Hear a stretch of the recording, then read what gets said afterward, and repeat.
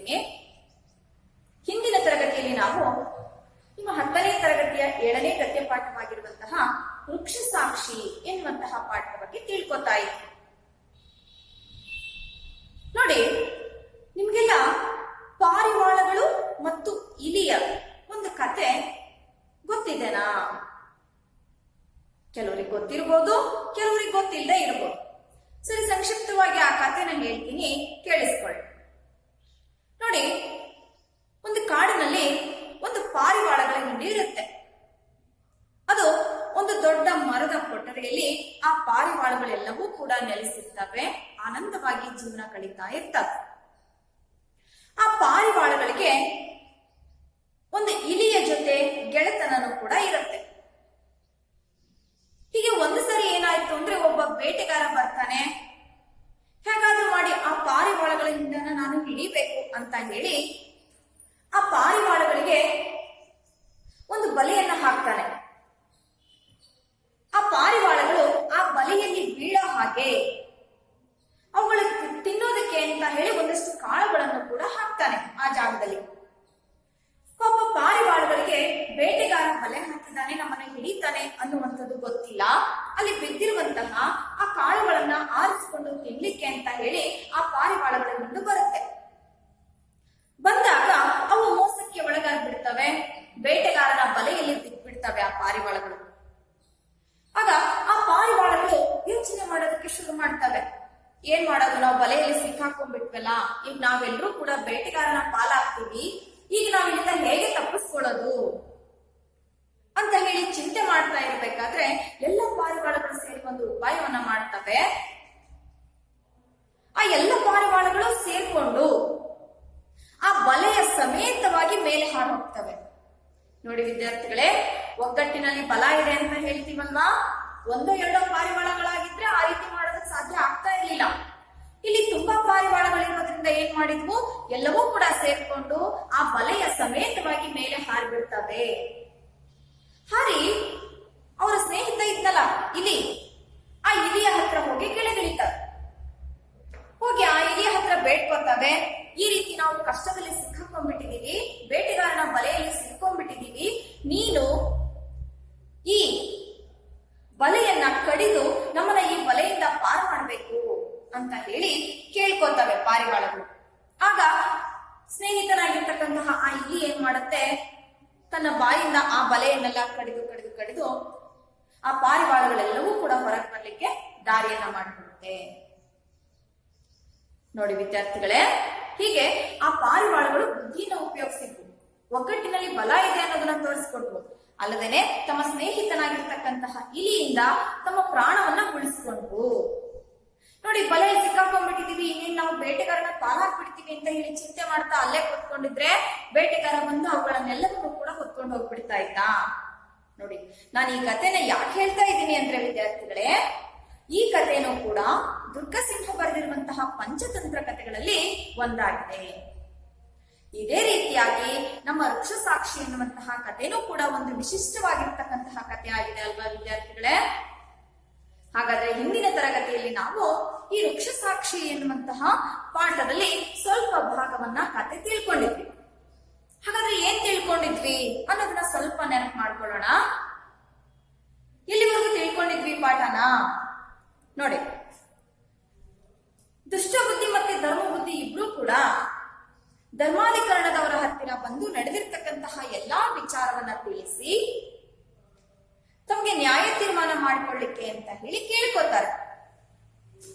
ಆಗ ಧರ್ಮಾಧಿಕರಣದವರು ದುಷ್ಟ ಬುದ್ಧಿಯನ್ನ, ಧರ್ಮ ಬುದ್ಧಿನೇ ಈ ಹಣವನ್ನ ಕದ್ದಿದ್ದಾನೆ ಅನ್ನೋದಕ್ಕೆ ಸಾಕ್ಷಿ ಏನಿದೆ ಅಂತ ಕೇಳಿದಾಗ ದುಷ್ಟ ಬುದ್ಧಿ ಆ ಹಣವನ್ನ ಊಟಿಡುವಂತಹ ಸಂದರ್ಭದಲ್ಲಿ ನನ್ನನ್ನ ಮತ್ತೆ ಈತನನ್ನ ಬಿಟ್ರೆ ಬೇರೆ ಯಾರೂ ಕೂಡ ಇರಲಿಲ್ಲ, ಮನುಷ್ಯರು ಯಾರೂ ಇರಲಿಲ್ಲ, ಅಲ್ಲಿ ಇದ್ದಿದ್ದು ಆ ಮಹಾ ವಟವಿಟಪಿ ಅಂದ್ರೆ ಆ ದೊಡ್ಡದಾದ ಅಶ್ವತ್ಥ ಮರ ಒಂದಿತ್ತು, ಅದೇ ಈಗ ಸಾಕ್ಷಿ ಅಂತ ಹೇಳಿದಾಗ ಎಲ್ಲರಿಗೂ ಕೂಡ ಆಶ್ಚರ್ಯ ಆಗುತ್ತೆ. ಹಾಗೇನೆ ಧರ್ಮಾಧಿಕರಣದವರು ಧರ್ಮ ಬುದ್ಧಿಯನ್ನ ಕೇಳ್ತಾರೆ, ಹಾಗಾದ್ರೆ ಈ ಸಾಕ್ಷಿ ನಿಮಗೆ ಒಪ್ಪಿಗೆ ಇದೆನಾ ಅಂತ ಹೇಳಿ. ಅದಕ್ಕೆ ಧರ್ಮ ಬುದ್ಧಿನೂ ಕೂಡ ಒಪ್ಕೋತಾನೆ. ನೋಡಿ, ಆ ಮರದಲ್ಲಿ ದೇವತೆಗಳೆಲ್ಲರೂ ಕೂಡ ವಾಸವಾಗಿರ್ತಾರೆ ಅನ್ನುವಂತಹ ನಂಬಿಕೆ ಇದೆ. ಆ ದೇವರಿಗೆ ಮನುಷ್ಯನ ಸುಕೃತ ದುಷ್ಕೃತಗಳೆಲ್ಲವನ್ನೂ ಕೂಡ ಆ ದೇವರು ಅರಿತಿರ್ತಾನೆ.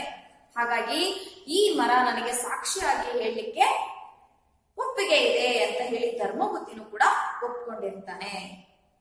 ಹಾಗಾದ್ರೆ ಅವತ್ತು ಕತ್ತಲಾಗಿರೋದ್ರಿಂದ ಧರ್ಮಾಧಿಕರಣದವರು ಏನ್ ಮಾಡ್ತಾರೆ, ಮರುದಿನ ಬೆಳಿಗ್ಗೆ ಹೋಗಿ ನಾವು ಆ ಮರವನ್ನ ಸಾಕ್ಷಿಯನ್ನಾಗಿ ಮಾತನಾಡಿಸಿ ನಿಮ್ಮ ನ್ಯಾಯ ತೀರ್ಮಾನವನ್ನ ಮಾಡೋಣ ಅಂತ ಹೇಳಿದಾಗ ಎಲ್ಲರೂ ಕೂಡ ತಮ್ಮ ತಮ್ಮ ಮನೆಗಳಿಗೆ ಹಿಂತಿರುಗಿ ಹೋಗಿರ್ತಾರೆ.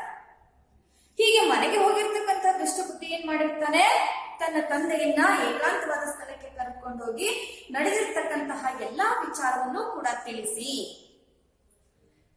ನೀನು ಆ ಮರದ ಕೊಠರಿಯಲ್ಲಿ ಕುಳಿತುಕೊಂಡು ಧರ್ಮಬುದ್ಧಿನೇ ಹಣವನ್ನೆಲ್ಲ ಕದ್ದ ಅಂತ ಹೇಳಬೇಕು. ಈ ರೀತಿ ಹೇಳೋದ್ರಿಂದ ನಮ್ಮ ಮನೆಯವರೆಲ್ಲರೂ ಕೂಡ ಹಲವಾರು ದಿನಗಳ ಕಾಲ ಹಸಿಯದೆ ಉಂಡು ಸುಖವಾಗಿ ಜೀವನ ಕಳಿಬಹುದು, ಅಷ್ಟು ಸಂಪತ್ತು ನಮ್ಗೆ ದೊರಕುತ್ತೆ ಅಂತ ಹೇಳಿ ತನ್ನ ತಂದೆಯನ್ನ ಸುಳ್ಳು ಹೇಳಲಿಕ್ಕೆ ಅಂತ ಹೇಳಿ ದುಷ್ಟಬುದ್ಧಿ ಒಪ್ಪಿಸ್ತಾನೆ.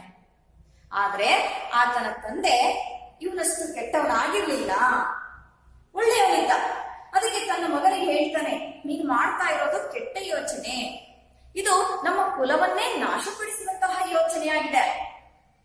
ಹಾಗಾಗಿ ನೀನ್ ಇಂತಹ ಯೋಚನೆಯನ್ನ, ಇಂತಹ ಕೆಟ್ಟ ಕೆಲಸವನ್ನ ಮಾಡಬೇಡ ಅಂತ ಹೇಳಿದಾಗ ದುಷ್ಟಬುದ್ಧಿ ತನ್ನ ತಂದೆಗೆ ಬಾಯಿ ಮುಚ್ಚಿಸ್ಬಿಡ್ತಾನೆ.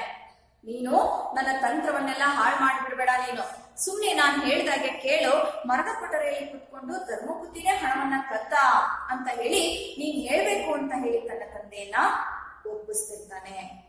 ನೋಡಿ ವಿದ್ಯಾರ್ಥಿಗಳೇ, ಹಾಗಾದ್ರೆ ಹಿಂದಿನ ತರಗತಿಯಲ್ಲಿ ನಾವು ಇಲ್ಲಿಯವರೆಗೂ ಕೂಡ ತಿಳ್ಕೊಂಡಿದ್ವಿ ಅಲ್ವಾ, ಇಲ್ಲಿಯವರೆಗೂ ಆಗಿತ್ತು ಪಾಠ. ಹಾಗಾದ್ರೆ ಇನ್ ಮುಂದೆ ಏನಾಯ್ತು, ದುಷ್ಟಬುದ್ಧಿಯ ತಂದೆ ಮರದ ಕೊಠರಿಯಲ್ಲಿ ಹೋಗಿ ಕೂತ್ಕೋತಾನ, ಅದಕ್ಕೆ ಒಪ್ಕೋತಾನ, ದುಷ್ಟಬುದ್ಧಿ ಮುಂದೆ ಏನ್ ಮಾಡ್ತಾನೆ ಅನ್ನುವಂಥದ್ದನ್ನ ನಾವು ಇವತ್ತಿನ ತರಗತಿಯಲ್ಲಿ ತಿಳಿದುಕೊಳ್ಳೋಣ ವಿದ್ಯಾರ್ಥಿಗಳೇ. ಹಾಗಾದ್ರೆ ನೋಡಿ, ನಾನು ಪುಸ್ತಕವನ್ನ ಓದ್ತಾ ಹೋಗ್ತೀನಿ, ನೀವು ಗಮನ ಕೊಟ್ಟು ಪುಸ್ತಕವನ್ನ ನೋಡ್ತಾ ಹೋಗ್ಬೇಕು. ಪುಸ್ತಕ ತಕೊಳ್ಳಿ ವಿದ್ಯಾರ್ಥಿಗಳೇ, ತೆಗೆದಿಟ್ಕೊಂಡು ನಾನು ಓದೋದನ್ನ ನೋಡ್ತಾ ಹೋಗ್ಬೇಕು. ನೋಡಿ, ಹಾಗಾದ್ರೆ ಈಗ ದುಷ್ಟಬುದ್ಧಿ ತನ್ನ ತಂದೆಯನ್ನ ಒಪ್ಪಿಸ್ತಾ ಇರ್ತಾನೆ. ಅಷ್ಟರಲ್ಲಿ ಸೂರ್ಯನು ಪಶ್ಚಿಮ ಬೆಟ್ಟವನ್ನ ಏರ್ತಾನೆ. ಅಂದ್ರೆ ಅದರರ್ಥ ಸಂಜೆ ಆಯ್ತು, ಕತ್ಲಾಗಿ ಹೋಯ್ತು. ಹಾಗಾದ್ರೆ ಮುಂದೆ ಏನಾಗುತ್ತೆ, ಮುಂದೆ ಒಂದು ಪದ್ಯವನ್ನ ಕೊಟ್ಟಿದ್ದಾರೆ ವಿದ್ಯಾರ್ಥಿಗಳೇ. ನೋಡಿ, ಹೂ ಅಂತ ಕೊಟ್ಟಿದ್ದಾರೆ. ಹೂ ಅಂದ್ರೆ ಉತ್ಪಲ ಮಾಲಾವೃತ್ತ. ಉತ್ಪಲ ಮಾಲಾವೃತ್ತದಲ್ಲಿ ರಚನೆ ಆಗಿರುವಂತಹ ಪದ್ಯ ಇದು. ಹಾಗಾದ್ರೆ ಈ ಪಂಚತಂತ್ರ ಕಥೆ ಚಂಪು ಸಾಹಿತ್ಯದಲ್ಲಿ ರಚನೆ ಆಗಿದೆ ಅನ್ನೋದನ್ನ ನಾವು ತಿಳ್ಕೊಂಡಿದ್ವಿ ಅಲ್ವಾ. ಅಂದ್ರೆ ಗದ್ಯ ಮತ್ತು ಪದ್ಯಗಳಿಂದ ಮಿಶ್ರಿತವಾಗಿರ್ತಕ್ಕಂಥ ಸಾಹಿತ್ಯ. ನೋಡಿ, ಇದುವರೆಗೂ ನೀವು ಗದ್ಯ ಭಾಗ ತಿಳ್ಕೊಂಡಿದ್ರಿ, ಈಗ ಒಂದು ಪದ್ಯ ಬಂತು, ಮತ್ತೆ ನಂತರ ಗದ್ಯ ಬರುತ್ತೆ. ಹೀಗೆ ಈ ರೀತಿ ಇರೋದಕ್ಕೆ ನಾವು ಚಂಪು ಅಂತ ಹೇಳಿ ಕರಿತೀವಿ. ನೋಡಿ, ಓದ್ತೀನಿ, ಗಮನಿಸಿ ವಿದ್ಯಾರ್ಥಿಗಳೇ. ಮೇದಿನಿಯಂ ಕ್ರಮ ಕ್ರಮದೆ ಪರಿವಿದಾತ್ತನ ಭೋ ವಿಭಾಗಂ. ನೋಡಿ, ಮೇದಿನಿಯಂ ಕ್ರಮ ಕ್ರಮದೆ ಪರ್ವಿದ, ದಾಗೆ ಬಿಡಿಸ್ಬೇಕು. ದಲ್ಲಿ ಹೂ ಸ್ವರ ಇದೆ, ಹೂವನ್ನ ಮುಂದಿನ ಅಕ್ಷರದ ಜೊತೆ ಸೇರಿಸ್ಕೋಬೇಕು. ಉದಾತ್ತ, ಪರ್ವಿದ ಉದಾತ್ತ ನಭೋ ವಿಭಾಗಂ, ಮಗ್ ಬಿಡಿಸ್ರಿ. ಆಚ್ಛಾದಿತ ದಿಗ್ಮುಖಂ ವ್ಯವಹಿತ ಅಖಿಲ ದೃಷ್ಟಿಪಥಂ. ವ್ಯವಹಿತ ಅಖಿಲ ದೃಷ್ಟಿಪಥಂ ತಮಾಲ ಭೃಂಗೋದರ ನೀರದಾಗಮನ. ಘನ ಪ್ರಕಾರಂಜನ ಪುಂಜ, ಘನ ಪ್ರಕಾರ ಅಂಜನ ಪುಂಜ. ಕೋಕಿಲ ಅಬ್ಜೋದರ ಕಾಯಕಾಂತಿ. ಶಿತಿ ಕಂಠಗಳ ಅಪ್ರತಿಮ ಪ್ರಭಂತಮಂ. ನೋಡಿ, ಈ ಪದ್ಯದಲ್ಲಿ ವಿದ್ಯಾರ್ಥಿಗಳೇ ಕತ್ತಲೆಯ ವರ್ಣನೆಯನ್ನ ಮಾಡ್ತಾ ಇದ್ದಾರೆ. ಈಗ ದುಷ್ಟಬುದ್ಧಿ ಕತ್ತಲೆಯಲ್ಲೇ ಕೂಡ ತನ್ನ ತಂದೆಯನ್ನ ಕರ್ಕೊಂಡು ಹೋಗಿ ಆ ಉದ್ಯಾನವನದಲ್ಲಿರ್ತಕ್ಕಂತಹ ಮರದ ಹತ್ತಿರ ಕರ್ಕೊಂಡೋಗಿ ಆ ಮರದ ಕೊಠರೆಯಲ್ಲಿ ಕೂರಿಸ್ಬೇಕಾಗಿದೆ. ಯಾಕೆಂದ್ರೆ ಬೆಳಗಾಗ್ತಿದ್ದೇನೆ ಧರ್ಮಾಧಿಕರಣದವರು ದುಷ್ಟಬುದ್ಧಿ ಧರ್ಮಬುದ್ಧಿ ಎಲ್ಲ ಆ ಮರದ ಹತ್ರ ಹೋಗಿ ಸಾಕ್ಷಿಯನ್ನ ಕೇಳಿ ನ್ಯಾಯ ತೀರ್ಮಾನ ಮಾಡೋರಿದ್ದಾರೆ ಅಲ್ವಾ. ಅಷ್ಟರೊಳಗೇನೆ ದುಷ್ಟಬುದ್ಧಿ ತನ್ನ ತಂದೆನ ಕರ್ಕೊಂಡೋಗಿ ಯಾರಿಗೂ ಗೊತ್ತಿಲ್ಲದೆ ಇರೋ ಹಾಗೆ ಮರದ ಕೊಠರೆಯಲ್ಲಿ ಕೂರಿಸ್ಬೇಕಾಗಿದೆ. ಅದಕ್ಕೋಸ್ಕರ ಆ ರಾತ್ರಿಯಲ್ಲೇನೆ ಅವನು ತನ್ನ ತಂದೆಯನ್ನ ಹೇಗೆ ಕರ್ಕೊಂಡು ಹೋಗ್ತಾನೆ. ಎಷ್ಟು ಕತ್ತಲು ಆವರಿಸಿತ್ತು ಅನ್ನೋದನ್ನ ಈ ಪದ್ಯದಲ್ಲಿ ವರ್ಣನೆ ಮಾಡಿದ್ದಾರೆ ವಿದ್ಯಾರ್ಥಿಗಳೇ. ತುಂಬಾ ಚೆನ್ನಾಗಿದೆ ನೋಡಿ. ಮೇದಿನಿಯಂ, ಮೇದಿನಿ ಅಂದ್ರೆ ಭೂಮಿ ನೋಡಿ. ಮೇದಿನಿ ಅಂದ್ರೆ ಭೂಮಿ, ಪರ್ವಿ ಅಂದ್ರೆ ಹಬ್ಬಿ, ನಭ ಅಂದ್ರೆ ಆಕಾಶ. ಮೇದಿನಿಯಂ ಕ್ರಮದೆ ಅಂದ್ರೆ ಕ್ರಮವಾಗಿ, ಹಂತ ಹಂತವಾಗಿ.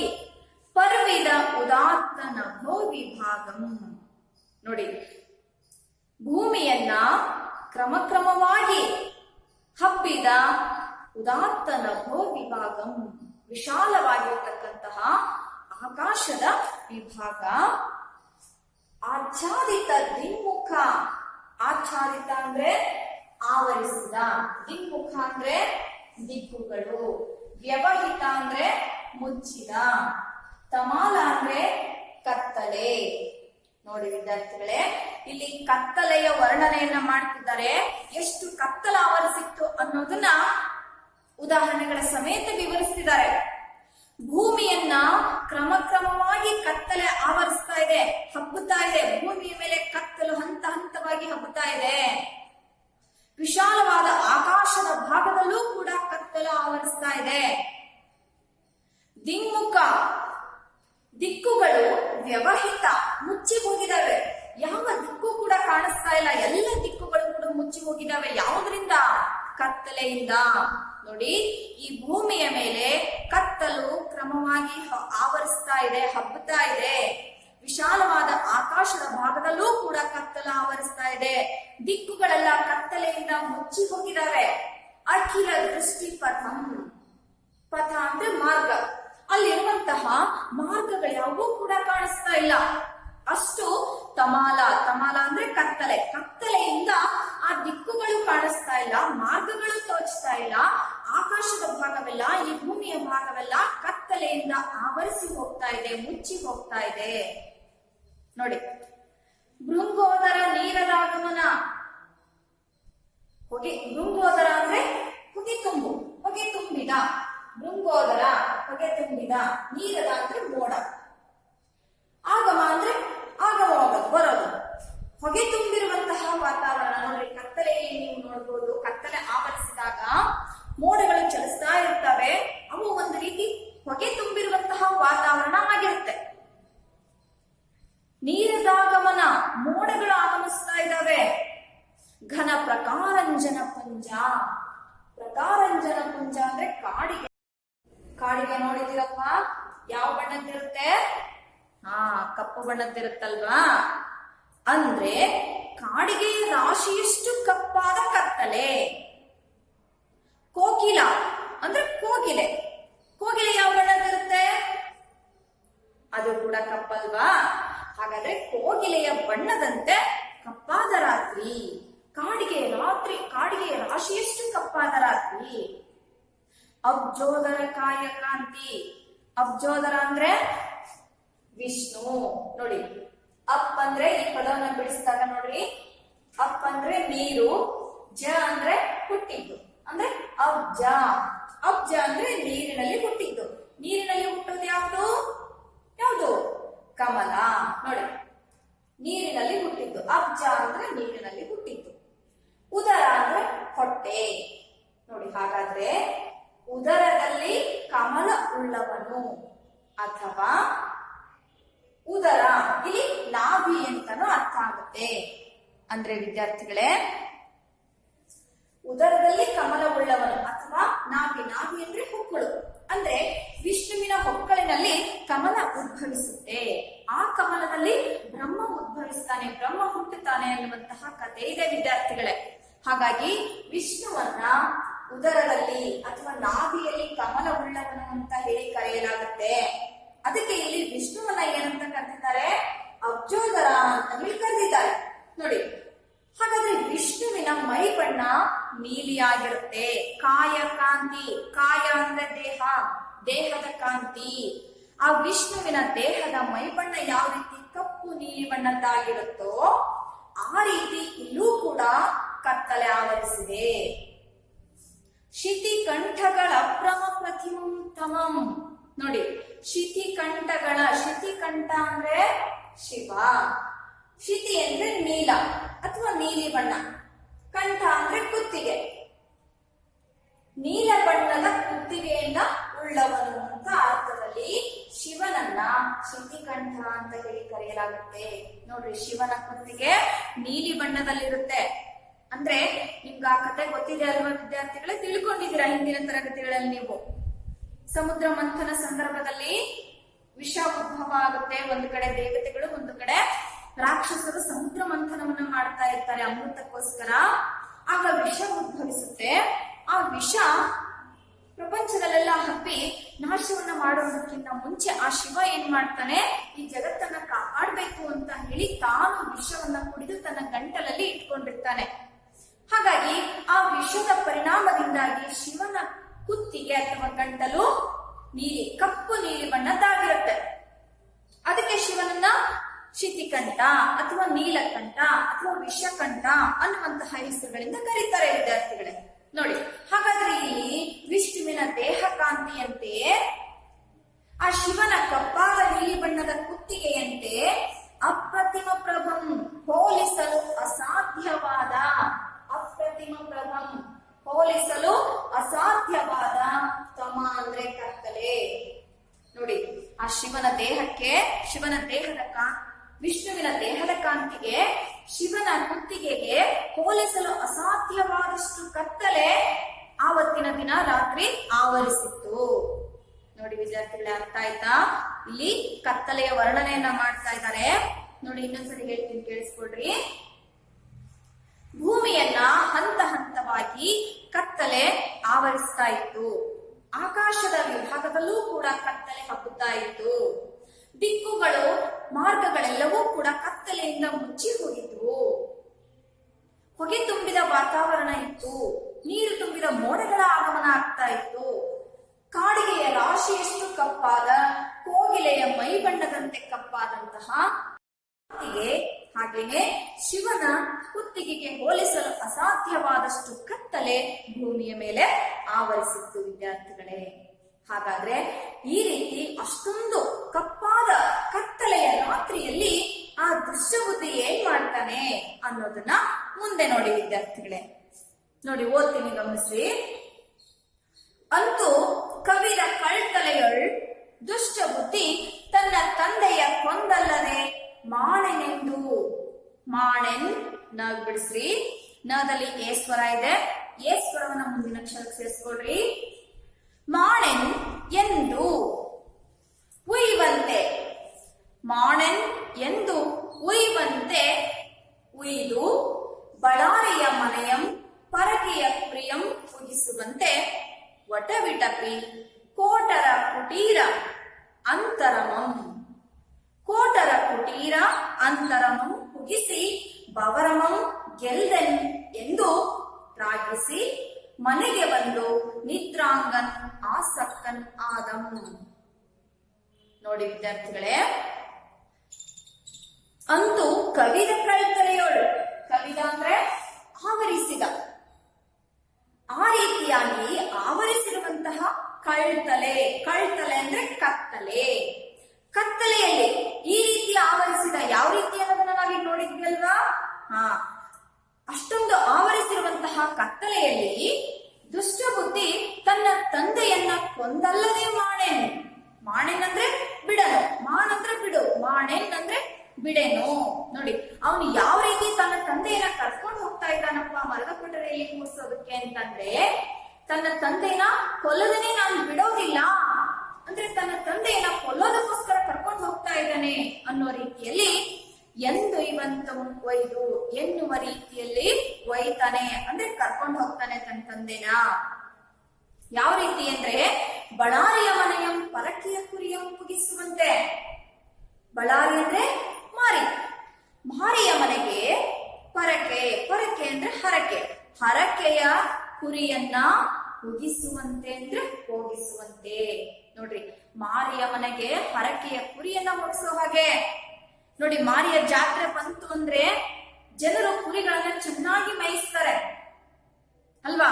ಯಾವುದಕ್ಕೆ? ಮಾರಿಗೆ ಬಲಿ ಕೊಡೋದಕ್ಕೆ. ಮಾರಿಗೆ ಬಲಿ ಕೊಟ್ಟು ಆ ಮಾರಿಯ ಹೆಸರಿನಲ್ಲಿ ತಾವು ಆ ಕುರಿಯನ್ನ ತಿಂತಾ ಇರ್ತಾರೆ, ಚೆನ್ನಾಗಿ ಮೇಯಿಸ್ತಾ ಇರ್ತಾರೆ ಅಲ್ವಾ? ಪಾಪ ಪಾಪ ಕುರಿಗೆ ಗೊತ್ತೇ ಇರೋದಿಲ್ಲ. ನನ್ನನ್ನ ಬಲಿ ಕೊಡ್ತಾರೆ, ಅದಕ್ಕೋಸ್ಕರ ಆ ಮಾರಿಯ ಮನೆಯೊಳಗೆ ನನ್ನನ್ನ ಕಳಿಸ್ತಾ ಇದ್ದಾರೆ ಅಂತ ಹೇಳಿ ಕುರಿಗೆ ಗೊತ್ತಿರೋದೇ ಇಲ್ಲ. ಆದ್ರೆ ಅದು ಆ ಮಾರಿಯ ದೇವಸ್ಥಾನಕ್ಕೆ ತಳಿರು ತೋರಣಗಳನ್ನ ಕಟ್ಟಿರ್ತಾರಲ್ಲ, ಆ ತಳಿರನ್ನ ತಿನ್ನೋದಕ್ಕೆ ಅಂತ ಕುರಿ ಹೋಗ್ತಾ ಇರುತ್ತಂತೆ. ಅಂದ್ರೆ ಪಾಪ ನನ್ನನ್ನ ಈಗ ಬಲಿ ಕೊಡ್ತಾರೆ ಅನ್ನೋದು ಗೊತ್ತಿರೋದೇ ಇಲ್ಲ. ಈ ರೀತಿಯಲ್ಲಿ ಮಾರಿಯ ಮನೆಗೆ ಹರಕೆಯ ಕುರಿಯನ್ನ ಕಳಿಸ್ತಾರಲ್ಲ ಬಲಿ ಕೊಡೋದಕ್ಕೆ, ಆ ರೀತಿಯಾಗಿ ದುಷ್ಟ ಬುದ್ಧಿ ತನ್ನ ತಂದೆಯನ್ನ ಮರದ ಪೊಟರೆಯೊಳಗೆ ಕೂರಿಸೋದಕ್ಕೆ ಕರ್ಕೊಂಡು ಹೋಗ್ತಾ ಇದ್ದಾನೆ. ನೋಡಿ, ಒಟ್ಟ ವಿಟಪಿ ಕೋಟರ ಕುಟೀರ ಅಂತರಮಂ ಮುಗಿಸಿ.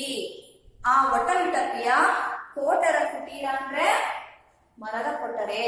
ಆ ದೊಡ್ಡ ಮರ ಇತ್ತಲ್ವಾ, ಆ ಮರದ ಒಳಗಡೆ ಕೊಟ್ಟರೆ ಇತ್ತಲ್ಲ, ಆ ಕೊಟ್ಟರೆಯ ಅಂತರಮಂ ಅದರ ಒಳಗಡೆ ಹೋಗಿಸ್ತಾನೆ. ಯಾರನ್ನ? ತನ್ನ ತಂದೆಯನ್ನ. ನೋಡಿ ಪಾಪ, ತನ್ನ ತಂದೆ ಒಪ್ಕೊಳ್ಳದೆ ಹೋದ್ರೂ ಕೂಡ ಅವನನ್ನ ಬಲವಂತವಾಗಿ ಒಪ್ಪಿಸಿ ಹರಕೆಯ ಕುರಿಯನ್ನ ಕಳಿಸೋ ರೀತಿಯಲ್ಲಿ, ನನ್ನ ತಂದೆನ ನಾನು ಕೊಂದಲ್ಲದೆ ಬಿಡೋದೇ ಇಲ್ಲ ಅನ್ನೋ ರೀತಿಯಲ್ಲಿ ತನ್ನ ತಂದೆಯನ್ನ ಕರ್ಕೊಂಡೋಗಿ ಆ ಮರದ ಕೊಠರಿಯೊಳಗೆ ಕೂರಿಸ್ತಾ ಇದ್ದಾನೆ. ವಿದ್ಯಾರ್ಥಿಗಳೇ, ಕೂರಿಸಿ ಏನನ್ಕೊತಾನೆ? ಬವರನು ಗೆಲ್ದೆನೆಂದು. ಬವರ ಅಂದ್ರೆ ಜಗಳ. ನೋಡಿ, ಬವರನು ಗೆಲ್ದೆನೆಂದು, ನಾನು ಜಗಳವನ್ನ ಇನ್ನೇನು ಗೆದ್ದು ಬಿಡ್ತೀನಿ, ಈ ಜಗಳದಲ್ಲಿ ನಾನೇ ಗೆಲ್ತೀನಿ ಅಂತ ಹೇಳಿ ರಾಗಿಸಿ ಅಂದ್ರೆ ಯೋಚಿಸಿ ಮನೆಗೆ ಬಂದು ನಿದ್ರಾಂಗನ್ ಆಸಕ್ತನಾದಂ, ನಿದ್ರೆಯಲ್ಲಿ ಆಸಕ್ತನಾಗ್ತಾನೆ. ಅಂದ್ರೆ ಇನ್ನೇನು ಈ ಜಗಳದಲ್ಲಿ ನಾನೇ ಗೆಲ್ಲೋದು, ನನ್ನ ತಂದೆಯನ್ನ ಕೂರಿಸ್ಬಿಟ್ಟಿದೀನಿ, ಅವನು ಧರ್ಮ ಬುದ್ಧಿನೇ ಈ ಹಣವನ್ನೆಲ್ಲ ಕದ್ದಿದ್ದು ಅಂತ ಹೇಳಿ ಮರ ಮಾತನಾಡ್ತಾನೆ ನನ್ನ ತಂದೆ. ಹಾಗಾದ್ರೆ ಈ ಜಗಳವನ್ನ ಇನ್ನೇನು ನಾನೇ ಗೆದ್ಬಿಟ್ಟೆ ಅಂತ ಹೇಳಿ ಸಂತೋಷದಿಂದ ಮನೆಗೆ ಬಂದು ನಿದ್ರೆಯಲ್ಲಿ ಆಸಕ್ತನಾಗ್ತಾನೆ. ನೋಡಿ ವಿದ್ಯಾರ್ಥಿಗಳೇ, ಇಲ್ಲಿ ಆ ದುಷ್ಟ ಬುದ್ಧಿಯ ಮನಸ್ಸು ಎಷ್ಟು ಕೆಟ್ಟದಾಗಿತ್ತಲ್ವಾ. ತನ್ನ ತಂದೆ ಎನ್ನುವಂತಹ ಕರುಣೆನೂ ಇಲ್ಲ, ಜಗಳದಲ್ಲಿ ಗೆಲ್ಲಬೇಕು ಅಂತ ಹೇಳಿ ವಯಸ್ಸಾಗಿರುವಂತಹ ತನ್ನ ತಂದೆನ ಕರ್ಕೊಂಡೋಗಿ ಮರದ ಕೊಠರಿಯಲ್ಲಿ ಕೂರಿಸಿ ಬಂದು ನಿದ್ರೆ ಮಾಡ್ತಾನೆ. ಅಂದ್ರೆ ಇವನೆಂಥ ಮಗ ಆಗಿರ್ಬೇಕಲ್ವಾ. ಹಾಗಾದ್ರೆ ಜಗಳವನ್ನ ಇವನು ಗೆಲ್ಲಬಹುದಾ? ಇಂತಹ ದುಷ್ಟ ಬುದ್ಧಿ ಇರುವಂತವನ ಇವನು ಜಗಳನ್ನ ಗೆಲ್ಲೋದಕ್ಕೆ ಸಾಧ್ಯನಾ? ನೋಡಿ ಏನಾಗುತ್ತೆ ಅಂತ ಮುಂದೆ. ಆದಿತ್ಯೋದಯ ಮಾಗರುಡಂ. ನೋಡಿ ಬಿಡಿಸ್ತೀನಿ. ಆದಿತ್ಯ ಅಲ್ಲಿ ಬಿಡಿಸ್ಬೇಕು. ಉದಯಂ ಆಗಲುಡಂ, ಆದಿತ್ಯ ಉದಯಂ ಆಗಲುಡಂ.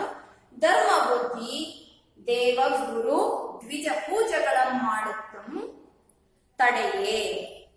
ದುಷ್ಟ ಬುದ್ಧಿ ಮುಖಮಂ ತೊಳೆಯದೆ ಬಂದು ಧರ್ಮಾಧಿಕರಣಕ್ಕೆ ಇಂತು ಎಂದ. ನೋಡಿ, ಆದಿತ್ಯ ಅಂದ್ರೆ ಸೂರ್ಯ. ಸೂರ್ಯೋದಯ ಆಗ್ತಿದ್ದಾಗ್ಲೇನೆ ಧರ್ಮ ಬುದ್ಧಿ ದೇವರು ಗುರುಗಳು ದ್ವಿಜರ ಪೂಜೆ, ದ್ವಿಜರಂದ್ರೆ ಬ್ರಾಹ್ಮಣರ ಪೂಜೆಗಳನ್ನ ಮಾಡುತ್ತಾ ತಡ ಮಾಡ್ತಾನೆ ಬರೋದಕ್ಕೆ. ಯಾರು? ಧರ್ಮ ಬುದ್ಧಿ. ತುಂಬಾ ಒಳ್ಳೆಯವನಲ್ವಾ. ಅವನು ನ್ಯಾಯ ತೀರ್ಮಾನಕ್ಕೆ ಹೋಗೋದಕ್ಕಿಂತ ಮುಂಚೆ ಏನ್ ಮಾಡ್ತಾನೆ? ಸೂರ್ಯೋದಯ ಆಗ್ತಿದ್ದಾಗ್ಲೇನೆ ಎದ್ದು ದೇವರ ಗುರುಗಳ ಬ್ರಾಹ್ಮಣರ ಪೂಜೆಗಳನ್ನ ಮಾಡ್ತಾ ತಡ ಮಾಡ್ತಾನೆ ಬರೋದಕ್ಕೆ. ಆದ್ರೆ ದುಷ್ಟ ಬುದ್ಧಿ ಏನ್ ಮಾಡ್ತಾ ನೋಡಿ, ಮುಖಮಂ ತೊಳೆಯದೆ ಬಂದು, ಎದ್ದವನೇ ಮುಖ ಕೂಡ ತೊಳೆಯೋದಿಲ್ಲ, ಅಷ್ಟೊಂದು ಆತರ ಅವನಿಗೆ. ತನ್ನ ತಂದೆ ಬೇರೆ ಕೂರಿಸ್ಕೊಂಡ್ಬಿಟ್ಟಿದ್ದಾನೆ. ಜಗಳ ಯಾವಾಗ ತೀರ್ಮಾನ ಆಗುತ್ತೋ, ಯಾವಾಗ ನಾನು ಗೆಲ್ತೀನೋ ಅಂತ ಕಾಯ್ತಿದ್ದಾನೆ. ಮುಖವನ್ನೂ ಕೂಡ ತೊಳೆಯದೇನೆ ಬಂದು ಧರ್ಮಾಧಿಕರಣದವರ ಹತ್ರ ಈ ರೀತಿಯಾಗಿ ಹೇಳ್ತಾನೆ. ಏನ್ ಹೇಳ್ತಾನೆ ನೋಡಿ. ಪ್ರತ್ಯರ್ಥಿ ಬಂಧನ್ ಇಲ್ಲ, ಪಿರಿದು ಪೊಳ್ತು ಪೋದುದು ಎನಗೆ ಕರ್ತವ್ಯಂ ಅವುದೆಂದು ನುಡಿಯುತ್ತಿರ್ಪ ಅನ್ನೆಗಂ ಧರ್ಮ ಬುದ್ಧಿಯ ಬರವಂ ಕಂಡ ಆ ಕ್ಷಣದೊಳ್ ಧರ್ಮಾಧಿಕರಣ ನಡೆಯುಂ ನಿಮ್ಮ ಇರ್ವರಂ ಬವರಮಂ ತೀರ್ಥವಂ ಎಂದು ವಟವೃಕ್ಷದ ಸಮೀಪಕ್ಕೆ ಒಂದು ಅಷ್ಟವಿಧ ಅರ್ಚನೆಯಿಂದ ಅರ್ಚಿಸಿ ತದನಂತರಂ ಆ ಇರ್ವರಂ ನುಡಿಸಿ ಬಳಿಕ ಆ ಮರನ್ ಇಂತು ಎಂದರ್. ನೋಡಿ, ಧರ್ಮ ಬುದ್ಧಿ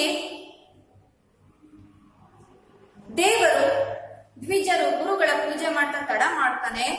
ಆಗ ದುಷ್ಟಬುದ್ಧಿ ನೋಡಿ ಪ್ರತ್ಯರ್ಥಿ ಇನ್ನೂ ಬಂದಿಲ್ಲ, ತಾನ್ ಮಾತ್ರ ಮುಖನೂ ಕೂಡ ತೊಳೆದೆ ಬಂದು ಕೂತ್ಕೊಂಡಿದ್ದಾನೆ. ಬಂದವನೇ ಧರ್ಮಾಧಿಕರಣದವ್ರಿಗೆ ಹೇಳ್ತಾ ಇದ್ದಾನೆ, ಪ್ರತ್ಯರ್ಥಿ ಇನ್ನೂ ಕೂಡ ಬಂದಿಲ್ಲ, ಪಿರಿದು ಕೊಳ್ತು ಕೂದುದು. ಪಿರಿದು ಅಂದ್ರೆ ಹಿರಿದು ಅಂತ, ಅಂದ್ರೆ ತುಂಬಾ, ಕೊಳ್ತು ಅಂದ್ರೆ ಹೊತ್ತು, ತುಂಬಾ ಹೊತ್ತಾಗ್ಬಿಟ್ಟಿದೆ. ಏನೆಗೆ ಕರ್ತವ್ಯಂ ಹೌದೆಂದು, ನನಗೆ ತುಂಬಾ ಕೆಲಸ ಇದೆ, ತುಂಬಾ ಹೊತ್ತಾಗ್ಬಿಡ್ತು. ಇನ್ನೂ ಕೂಡ ಪ್ರತ್ಯರ್ಥಿ ಅಂದ್ರೆ ಪ್ರತಿವಾದಿ, ಪ್ರತಿವಾದಿ ಇನ್ನೂ ಕೂಡ ಬಂದಿಲ್ಲ ಎಂದು ನುಡಿಯುತ್ತಿರ್ಪ ಅನ್ಯಗಂ. ಅನ್ಯಗಂ ಅಂದ್ರೆ ಅಷ್ಟರಲ್ಲಿ. ಈ ರೀತಿಯಾಗಿ ನುಡಿತಾ ಇರುವಂತಹ ಅಷ್ಟರಲ್ಲಿ ಧರ್ಮ ಬುದ್ಧಿ ಬರ್ತಾ ಇರೋದನ್ನ ಕಂಡ ಕ್ಷಣದೊಳ್, ಧರ್ಮ ಬುದ್ಧಿಯ ಪರವಂ ಕಂಡ ಕ್ಷಣದೊಳ್, ಧರ್ಮ ಬುದ್ಧಿ ಬರ್ತಾ ಇರೋದನ್ನ ಕಾಣ್ತಾರೆ. ನೋಡಿ, ಅವ್ರು ಬರ್ತಾ ಇರೋದನ್ನ ಕಂಡು ಧರ್ಮಾಧಿಕರಣದವ್ರು ಹೇಳ್ತಾರೆ, ನಡೆಯಿರಿ. ಎಲ್ಲಿಗೆ? ಆ ಮಹಾವಟವಿಟಪಿ ಹತ್ರ ಉದ್ಯಾನವನಕ್ಕೆ. ನಿಮ್ಮ ಇರ್ವರ ಬವರವಂ ತೀರ್ಥವಮೆಂದು. ನಿಮ್ಮಿರ್ವರ ಅಂದ್ರೆ ನಿಮ್ಮಿಬ್ಬರ, ಬವರ ಅಂದ್ರೆ ಜಗಳ, ಜಗಳವನ್ನ ತೀರ್ಥವೆಮೆಂದು ತೀರಿಸ್ತೀವಿ, ನಿಮ್ಮಿಬ್ಬರ ಜಗಳವನ್ನ ಇವತ್ತು ತೀರಿಸ್ಬಿಡ್ತೀವಿ ಎಂದು ವಟವೃಕ್ಷದ ಸಮೀಪಕ್ಕೆ ಬಂದು ಅಂದ್ರೆ ಬಂದು, ಆ ವಟವೃಕ್ಷದ ಸಮೀಪದ ಹತ್ರ ಬಂದು ಅಷ್ಟವಿಧ ಅರ್ಚನೆಯನ್ನ ಮಾಡ್ತಾರೆ. ಅಷ್ಟವಿಧವಾಗಿರ್ತಕ್ಕಂತಹ ಅರ್ಚನೆಯಿಂದ ಆ ಮರವನ್ನ ಅರ್ಚಿಸಿ ಅಂದ್ರೆ ಪೂಜಿಸಿ. ಅಂದ್ರೆ ಆ ಮರ ಈಗ ಸತ್ಯವನ್ನೇ ನುಡಿಬೇಕಲ್ವಾ, ದೇವರಿಗೆ ಸರಿಸಮಾನವಾದದ್ದಲ್ವಾ, ಹಾಗಾಗಿ ಅಷ್ಟವಿಧವಾಗಿರ್ತಕ್ಕಂತಹ ಅರ್ಚನೆಯಿಂದ ಆ ಮರವನ್ನ ಪೂಜಿಸ್ತಾರೆ ಎಲ್ಲರೂ. ತದನಂತರ ಆ ಇಬ್ಬರು ನುಡಿಸಿ, ಆ ಇಬ್ಬರನ್ನು ಕೂಡ ಮಾತಾಡಿಸಿ ಬಳಿಕ ಮರನ್ ಇಂತೆಂದರ್, ಅವರಿಬ್ಬರನ್ನು ಕೂಡ ಮಾತಾಡಿಸಿದ ಬಳಿಕ ಅಂದ್ರೆ ನಂತರ ಆ ಮರವನ್ನ ಕುರಿತು ಇಂತೆಂದರ್ ಈ ರೀತಿಯಾಗಿ ಹೇಳಿದರು. ಏನ್ ಹೇಳ್ತಾರೆ ಅನ್ನೋದನ್ನ ಮುಂದೆ ನೋಡಿ ವಿದ್ಯಾರ್ಥಿಗಳೇ. ಈಗ ನೋಡಿ ಪುಸ್ತಕವನ್ನ ನೋಡಿ. ನೀ ಅಪ್ಪೊಡೆ ಯಕ್ಷಾದಿ ದಿವ್ಯ ದೇವತ ಆವಾಸಮು ಸೇವೆಯಂ ಅಪ್ಪ ವೃಕ್ಷಂ ಅದು ಕಾರಣದಿಂ ನಿನ್ನ ಸಾಕ್ಷಿ ಮಾಡಿ ಕೇಳಿದಪೆವು. ನೀ ತಪ್ಪದೇ ನುಡಿ ಎಂದು ಧರ್ಮಾಧಿಕರಣಂ ಧರ್ಮಶ್ರವಣಂಗೆ ಎಯ್ದು ಉಸಿರದಿಪ್ಪುದುಂ ಪೊಳಲೊಳ್ ಅಡಂಗಿದ್ದ ದುಷ್ಟ ಬುದ್ಧಿಯ ತಂದೆ ಪ್ರೇಮಮತಿ ಮತಿಗೆಟ್ಟು ಧರ್ಮಗತಿಯಂ ಬಿಟ್ಟು ಪ್ರಕೃತಿ ವಿಕೃತಿಯಾದ ಮನುಷ್ಯನಾಯುಷ್ಯಂ ಕುಂದುಗುಂ ಎಂದು ನುಡಿಯುವಂತೆ ಧರ್ಮ ಬುದ್ಧಿಯೇ ಧನಮಂ ತೆಗೆದುಕೊಂಡನೆಂದು ನುಡಿಯುವುದು. ನೆರವೆಯು ಧರ್ಮಾಧಿಕರಣಮು ಚೋದ್ಯಂ ಪಟ್ಟಿರೆ. ಧರ್ಮ ಬುದ್ಧಿ ಚೋದ್ಯಮಿದು, ಚೋದ್ಯಂ ಇದು. ದೈವಂ ಅಲ್ಲ ಅಕ್ಕುಂ, ದೈವಂ ಅಲ್ಲ ಅಕ್ಕುಂ ಅಂತಪ್ಪೊಡೆ ಸತ್ಯಮನ್ ಏಕೆ ನುಡಿಯದು. ಇದೇನಾನು ಒಂದು ಕೃತ್ರಿಮಂ ಆಗಲ್ವೇಳ್ತು ಎಂದು ಆ ಮರಣಂ ಬಲಬಂದು ನೋಡಿ ಪಿರಿದಪ್ಪ ಕೊಳಲಮನ್ ಅಲ್ಲಿಯೇ ಮನುಷ್ಯ ಸಂಚಾರ ಆಗಿರುವುದನ್ನು ಕಂಡು ನಿಶ್ಚಯಿಸಿ ಧರ್ಮ ಬುದ್ಧಿ ಧರ್ಮಾಧಿಕರಣರಿಗೆ ಇಂತು ಎಂದಂ. ಹುಸಿಯದ ಬೇಹಾರಿಯೇ ಇಲ್ಲ, ನಾವು ಬೇಹಾರಿ ಎಂಬುದರಿಂದ ಎಂಬ ವೃತ್ತಿ ಧರ್ಮಕ್ಕೆ ಧರ್ಮ ಬುದ್ಧಿಯ ಅಧರ್ಮ ಬುದ್ಧಿಯಾಗಿ ಧನಮಂ ವಂಚಿಸಿಕೊಂಡೆ ಎನ್ನ ಮನೆಗೆ ಉಯ್ವೆನ್ ಎಂಬ ಅನ್ನೆಗಂ ನೇಸರ್ ಮೂಡಿದೊಡೆ ವಯಲ್ ಇಂಬು ಇಲ್ಲದೆ ಮರದ ಕೊಳಲೊಳಗಿಟ್ಟು ಬಂದು ಮರುದಿವಸಂ ಹೋಗಿ ನೋಡ್ಪ ಅನ್ನೆಗಂ ಆ ಪೊನ್ನನ್ ಒಂದು ಪನ್ನಗಂ ಸುತ್ತಿಪಟ್ಟಿರ್ದೊಡೆ ಕೊಳಲ್ ಅಂಜಿಪೋದ್ಯಂ. ನೀ ಇಲ್ಲಿ ಇರ್ದಂತೆ ನೋಡುತ್ತಂ ಇರಿ. ಕೊಳಲೊಳಗೆ ಹೊಗೆಯನ್ ಇಕ್ಕಿ ಪಾವಂ ಹೊರಮಡಿಸಿ ಕಳೆದುಕೊಂಡ ಒಡವೆಯಂ ಕೊಡುವೆನ್ ಎಂದು ಧರ್ಮ ಬುದ್ಧಿ ಪುಲ್ಲಂ ಪುಳ್ಳಿಯಂ ತರಿಸಿ ಆ ಕೊಳಲೊಳಗೆ ಅಡಗಿಸಿ ಅಡಸಿ ತುಂಬಿ ದುಷ್ಟಬುದ್ಧಿಯ ಮನೆಯಳ್ ಕಿಚ್ಚನ್ ಇಕ್ಕುವಂತೆ ಕಿಚ್ಚನ್ ಇಕ್ಕಲಡಂ ಹೊಗೆ ಸುತ್ತಿ ಉರಿಯಟ್ಟಲ್ ಪ್ರೇಮಮತಿ ಧೃತಿಗೆಟ್ಟು ಕುಯ್ಯಲ್ ಇಟ್ಟು ಒಳಲೊಳಗಿಂದಂ ಉರುಳುದು ಕಂಠಘತ ಪ್ರಾಣನಾಗಿ ಇಪ್ಪುದಂ ಧರ್ಮಾಧಿಕರಣರ್ ಕಂಡು ದುಷ್ಟಬುದ್ಧಿಯ ತಂದೆ ಅಪ್ಪುದಂ ಸಂದೇಯಂ ಇಲ್ಲಂ ಎಂದು ಅರಿದು ಈ ಪಾಪ ಕರ್ಮನ್ ಅಪ್ಪ ದುಷ್ಪುತ್ರನಿಂ ನಿನಗಿಂತಪ್ಪ ದುರ್ಮರಣಂ ಸಮನಿಸುವುದೆಂದು ನುಡಿಯುವುದು. ನೋಡಿ, ಅರ್ಥ ತಿಳ್ಕೊಳ್ಳೋಣ ವಿದ್ಯಾರ್ಥಿಗಳೇ. ಧರ್ಮಾಧಿಕರಣದವರು ಹೇಳ್ತಾ ಇದ್ದಾರೆ, ಆ ಮರವನ್ನ ಕುರಿತು ಮಾತನಾಡ್ತಿದ್ದಾರೆ. ನೀನ್ ಅಪ್ಪಡೆ ಯಕ್ಷಾದಿ ದಿವ್ಯ ದೇವತ ಆವಾಸವು, ನೀನೇನಾಗಿದೀಯಾ? ಯಕ್ಷಾದಿ, ಯಕ್ಷ ಮೊದಲಾದ ದಿವ್ಯ ದೇವತೆಗಳ ಆವಾಸ ಸ್ಥಾನವಾಗಿದೆಯಾ ನೀನು. ಸೇವೆಯಂ ಅಪ್ಪವೃಕ್ಷಂ, ಆ ದಿವ್ಯಾನು ದೇವತೆಗಳಿಗೆ ಸೇವೆ ಮಾಡುವಂತಹ ವೃಕ್ಷ ಆಗಿದೆಯಾ ನೀನು. ಆ ಕಾರಣದಿಂದ ನಿನ್ನಂ ಸಾಕ್ಷಿ ಮಾಡಿ ಕೇಳಿದೆ ಪ್ರಭು. ಹಾಗಾಗಿ ನಿನ್ನನ್ನು ನಾವು ಸಾಕ್ಷಿಯನ್ನಾಗಿ ಮಾಡಿ ಕೇಳ್ತಾ ಇದ್ದೀವಿ. ನೀನ್ ತಪ್ಪದೇ ನುಡಿಯೆಂದು, ನೀನು ತಪ್ಪದೇ ನುಡಿಬೇಕು ಅಂದ್ರೆ ಸತ್ಯವನ್ನೇ ನುಡಿಬೇಕು ನೀನು. ಧರ್ಮಾಧಿಕರಣಂ ಧರ್ಮಶ್ರವಣಂಗೆ ಏದು ಉಸಿರದಿರ್ಪುದು. ನೋಡಿ, ಆ ಧರ್ಮಾಧಿಕರಣದವರು ಮರವನ್ನ ಕುರಿತು ಹೇಳ್ತಾ ಇದ್ದಾರೆ, ನಿನ್ನಲ್ಲಿ ಯಕ್ಷ ಮೊದಲಾದ ದಿವ್ಯಾನು ದೇವತೆಗಳು ಆವಾಸ ಸ್ಥಾನ ಆಗಿದೆಯಾ ನೀನು, ಅವರ ಸೇವೆಯನ್ನು ಮಾಡುವಂತಹ ಆವಾಸ ಸ್ಥಾನ ಆಗಿದೆಯಾ ನೀನು. ಹಾಗಾಗಿ ನಿನ್ನನ್ನೇ ಸಾಕ್ಷಿಯನ್ನಾಗಿ ಮಾಡಿ ನಾವು ಕೇಳ್ತಾ ಇದ್ದೀವಿ, ನೀನು ತಪ್ಪು ನುಡಿಬಾರ್ದು, ಸತ್ಯವನ್ನೇ ನುಡಿಬೇಕು ಅಂತ ಹೇಳಿ ಆ ಧರ್ಮಾಧಿಕರಣದವರು ಮರವನ್ನ ಕುರಿತು ಮಾತನಾಡ್ತಾ ಇರ್ಬೇಕಾದ್ರೆ ಕೊಳಲೊಳಗೆ ಅಡಗಿರುವಂತಹ ಯಾರು ಅಡಗಿದ್ರು ಅಲ್ಲಿ? ದುಷ್ಟ ಬುದ್ಧಿಯ ತಂದೆ. ನೋಡಿ, ಆತನ ಹೆಸರೇನು? ಪ್ರೇಮಮತಿ. ನೋಡ್ರಿ, ಅವನ ಹೆಸರು ಎಷ್ಟು ಚೆನ್ನಾಗಿದೆ ಅಲ್ವಾ? ಪ್ರೇಮಮತಿ. ತುಂಬಾ ಒಳ್ಳೆಯವನಾಗಿದ್ದ, ಆದ್ರೆ ದುಷ್ಟ ಬುದ್ಧಿಯ ದುಷ್ಟತನದಿಂದ ಕೇಳ್ಕೊಂಡ. ನೋಡಿ, ಪ್ರೇಮಮತಿ ಆತನ ತಂದೆ ಹೆಸರು. ಆ ಮರದ ಕೊಠರೆಯೊಳಗೆ ಅಡಗಿದ್ದಂತಹ ದುಷ್ಟ ಬುದ್ಧಿಯ ತಂದೆಯಾದ ಪ್ರೇಮಮತಿ ಮತಿಗೆಟ್ಟು ಬುದ್ಧಿಗೆಟ್ಟು ಮಗನ ಮಾತನ್ನ ಕೇಳಿಕೊಂಡು ಬುದ್ಧಿ ಕೆಟ್ಟು ಧರ್ಮಗತಿಯಂ ಬಿಟ್ಟು ಧರ್ಮ ಮಾರ್ಗವನ್ನ ಬಿಟ್ಬಿಟ್ಟ. ಪ್ರಕೃತಿ ವಿಕೃತಿಯಾದ ಮನುಷ್ಯನ ಆಯುಷ್ಯಂ ಕುಂದುಗುಂ.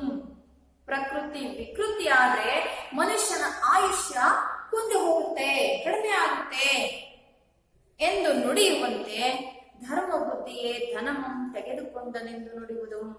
ನೋಡ್ರಿ, ಪ್ರಕೃತಿ ವಿಕೃತಿ ಆದ್ರೆ ಮನುಷ್ಯನ ಆಯುಷ್ಯ ಕುಂದಿ ಹೋಗುತ್ತೆ ಎನ್ನುವ ಮಾತಿನಂತೆ ಆ ಧರ್ಮ ಬುದ್ಧಿಗೆಟ್ಟು ಧರ್ಮ ಮಾರ್ಗವನ್ನ ಬಿಟ್ಬಿಟ್ಟ. ಮಗನ ಮಾತನ್ನ ಕೇಳಿ ಕೆಟ್ಟವನಾಗ್ಬಿಟ್ಟ. ಏನಂತ ನುಡಿದ ಅವನು? ಮರದ ಕೊಠರೆಯ ಕುತ್ಕೊಂಡು ಧರ್ಮ ಬುದ್ಧಿನೇ ಧನಮಂ, ಆ ಹಣವನ್ನೆಲ್ಲ ಕದ್ದುಕೊಂಡ ಅಂತ ಹೇಳೇ ಬಿಟ್ಟ. ನುಡಿಯುವುದು ಆತ ಆ ರೀತಿ ನುಡಿಯೋದನ್ನ ನೆರವಿಯು ಧರ್ಮಾಧಿಕರಣಮು ಚೋದ್ಯಂ ಬಟ್ಟಿರೆ. ನೆರವಿ ಅಂದ್ರೆ ನೆರೆದವರು, ಅಲ್ಲಿ ನ್ಯಾಯ ತೀರ್ಮಾನ ನೋಡ್ಲಿಕ್ಕೆ ಅಂತ ಹೇಳಿ ಬಂದಿರ್ತಾರಲ್ಲ ಅವರು. ಮತ್ತೆ ಧರ್ಮಾಧಿಕರಣದವರು ಚೋದ್ಯಂ ಬಟ್ಟಿರೆ. ಚೋದ್ಯ ಅಂದ್ರೆ ಆಶ್ಚರ್ಯಪಟ್ರು. ನಿಜವಾಗ್ಲೂ ಈ ಮರ ಮಾತನಾಡೇ ಬಿಡ್ತಲ್ಲ, ಸಾಕ್ಷಿಯನ್ನ ಹೇಳೇ ಬಿಡ್ತಲ್ಲ ಅಂತ ಹೇಳಿ ಮರ ಮಾತನಾಡ್ತು ಅನ್ನೋದನ್ನ ಕೇಳಿ ನೋಡಿ ಅವ್ರಿಗೆ ಆಶ್ಚರ್ಯ ಆಯ್ತು. ಆಗ ಧರ್ಮ ಬುದ್ಧಿಗೂ ಕೂಡ ಅಷ್ಟೇ ಆಶ್ಚರ್ಯ ಆಗುತ್ತೆ. ಚೋದ್ಯಂ ಇದು, ಆಶ್ಚರ್ಯ ಇದು, ಅದ್ಭುತ ಇದು. ಮರ ಮಾತನಾಡ್ತು, ದೈವಂ ಅಲ್ಲ ಅಕ್ಕುಂ. ನೋಡ್ರಿ, ಅವನಿಗೆ ಅರ್ಥ ಆಗ್ಬಿಡ್ತು. ಹಾಗಾದ್ರೆ ಇದು ದೈವ ಅಲ್ಲ. ಯಾಕೆ ಹಾಗ ಅನ್ಕೊಂಡ? ಯಾಕೆ ಅಂದ್ರೆ ಆ ಮರ ಈಗ ಸುಳ್ಳು ಮಾತನಾಡ್ತಲ್ವಾ, ಧರ್ಮ ಬುದ್ಧಿನೇ ಹಣ ಕದ್ದಿತ್ತು ಅಂತ ಸುಳ್ಳು ಹೇಳ್ತಿರ್ತಾನೆ. ಆದ್ರೆ ಧರ್ಮ ಬುದ್ಧಿ ತಾನು ಕದ್ದಿಲ್ಲ ಅನ್ನೋದು ಅವನಿಗೆ ಗೊತ್ತು ತಾನೆ. ಹಾಗಾದ್ರೆ ಇದು ದೈವ ಆಗಿದ್ರೆ ಸತ್ಯವನ್ನೇ ನುಡಿಬೇಕಿತ್ತು, ಧರ್ಮ ಬುದ್ಧಿ ಹಣ ಕದ್ದಿಲ್ಲ ಅಂತ ಹೇಳಬೇಕಿತ್ತು.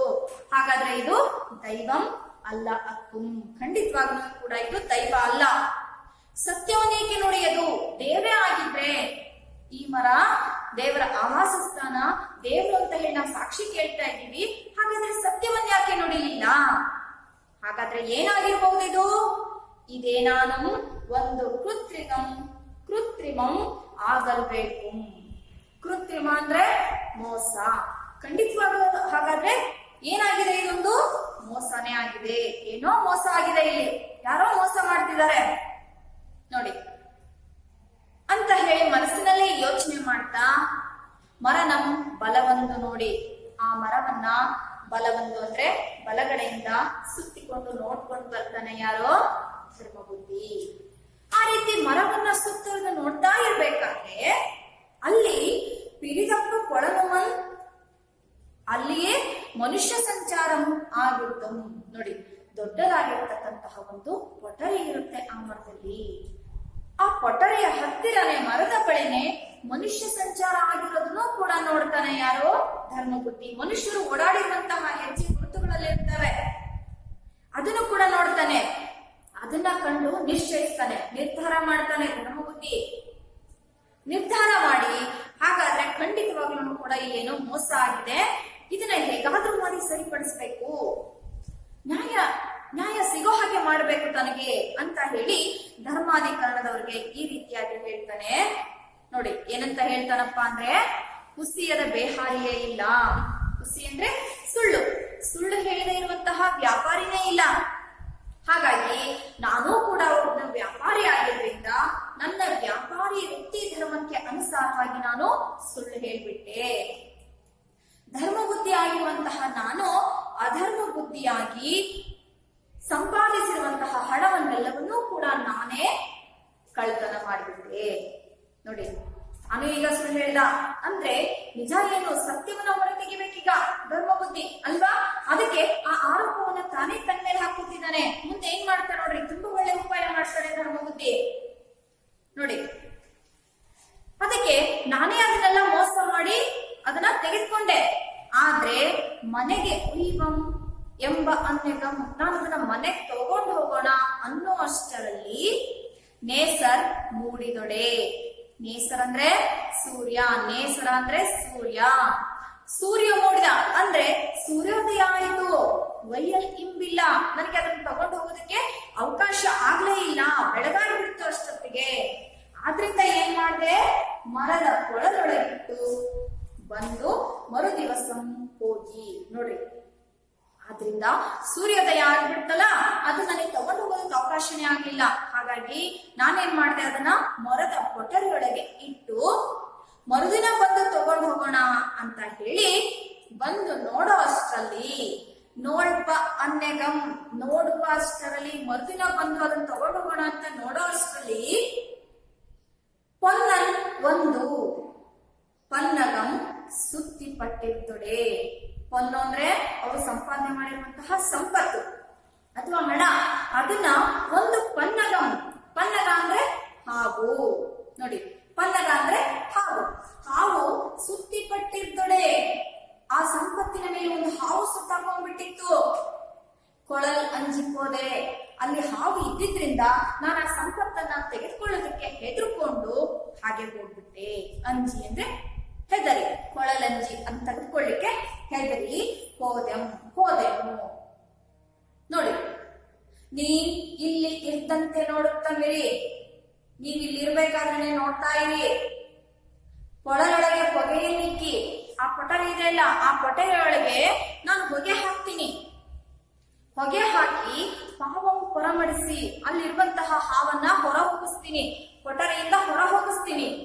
ಕಳೆದುಕೊಂಡ ಒಡವೆಯನ್ನು ಕೊಡುವೆನೆಂದು ಆ ಹಾವನ್ನ ಹೊರ ಹೋಗಿಸಿ ನಾನೇನ್ ಕದ್ದಿಟ್ಟಿದ್ನಲ್ಲ ಒಡವೆಗಳು ಅಥವಾ ಸಂಪತ್ತು ಅಥವಾ ಹಣ, ಅದನ್ನ ನಾನು ನಿಮ್ಗೆ ಹಿಂತಿರುಗಿಸಿ ಕೊಡ್ತೀನಿ ಅಂತ ಹೇಳಿ ಧರ್ಮಬುದ್ಧಿ ಏನ್ ಮಾಡ್ದ, ಹುಲ್ಲಂ ಹುಳ್ಳಿಯಂ ತರಿಸಿ, ಹುಲ್ಲನ್ನ, ಹುಳ್ಳಿ ಅಂದ್ರೆ ಕಟ್ಟಿಗೆಯನ್ನ ತರಿಸಿ ಆ ಕೊಳಲೊಳಗೆ ಅಡಸಿ ತುಂಬಿ, ಆ ಕೊಠರೆಯೊಳಗೆ ಹುಲ್ಲನ್ನ ಕಟ್ಟಿಗೆಯನ್ನ ತರಿಸಿ ಅದನ್ನ ತುಂಬಿಸ್ತಾನೆ ನೋಡಿ.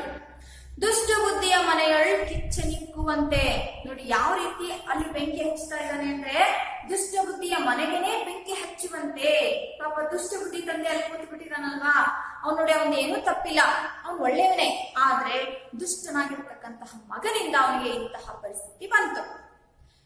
ಆ ದುಷ್ಟ ಬುದ್ಧಿಯ ಮನೆಗೆನೆ ಬೆಂಕಿ ಹಚ್ಚುತ್ತಾ ಇದ್ದಾನೇನೋ ಅನ್ನೋ ಹಾಗೆ ಕಿಚ್ಚನ್ ಇಕ್ಕಲುಡಂ ಆ ಮರದ ಪೊಟರೆಯೊಳಗೆ ಬೆಂಕಿಯನ್ನ ಹಚ್ಚುತ್ತಾರೆ. ನೋಡಿ, ಆಗ ಹೊಗೆ ಸುತ್ಕೊಳ್ಳುತ್ತೆ, ಆ ಪೊಟರೆಯೊಳಗೆಲ್ಲ ಹೊಗೆ ಸುತ್ಕೊಳ್ಳುತ್ತೆ, ಬೆಂಕಿ ಉರಿತಾ ಇರುತ್ತೆ, ಉರಿತಾ ಇರುತ್ತೆ. ಪ್ರೇಮಮತಿ ಧೃತಿಗೆಟ್ಟು, ಆಗ ಒಳಗಿರ್ತಕ್ಕಂತಹ ಪ್ರೇಮಮತಿ ಧೃತಿಗೆಟ್ಟು ಅಂದ್ರೆ ಹೆದರ್ಕೊಂಡು, ನೋಡಿ ಹೊಗೆ ಸುತ್ತಾ ಇದೆ, ಬೆಂಕಿ ಉರಿತಾ ಇದೆ, ಈ ಪ್ರೇಮಮತಿಯ ಪರಿಸ್ಥಿತಿ ಏನಾಗಿರ್ಬೇಡ, ಆ ಹೊಗೆ ಆವರಿಸಿ ಬೆಂಕಿ ಹತ್ತಿ ಎಲ್ಲ ಸುಟ್ಕೊಂಡು ಹೋಗಿರ್ತಾನಲ್ವಾ. ನೋಡಿ, ಧೃತಿಗೆಟ್ಟು ಹುಯ್ಯಲಿಟ್ಟು ಅಂದ್ರೆ ಒಬ್ಬೆ ಹಾಕ್ತಾ ಹೊಳಲೊಳಗಿಂದ, ಆ ಪೊಟರೆಯ ಒಳಗಿಂದ ಉರುಳುದು ಅಂದ್ರೆ ಉರುಳುತ್ತಾ ಅಂದ್ರೆ ಎದ್ನೋ ಬಿದ್ನೋ ಅನ್ನೋ ಹಾಗೆ ಹೆದರ್ಕೊಂಡು ಕಂಠಗತ ಪ್ರಾಣನಾಗಿ. ಕಂಠಗತ ಪ್ರಾಣ ಅಂದ್ರೆ ಕುತ್ತಿಗೆ ಬರೋದು ಅಂತ ನೋಡ್ರಿ. ಸಾವು ಕುತ್ತಿಗೆಗೆ ಬಂದಿದೆ ಅಂದ್ರೆ ಕೊನೆಯ ಹಂತ, ಸಾಯುವಂತಹ ಕೊನೆಯ ಹಂತಕ್ಕೆ ಬಂದ್ಬಿಟ್ಟಿದ್ದಾನ ಅವನು, ಇನ್ನೇನ್ ಸತ್ತು ಹೋಗ್ತಾನೆ.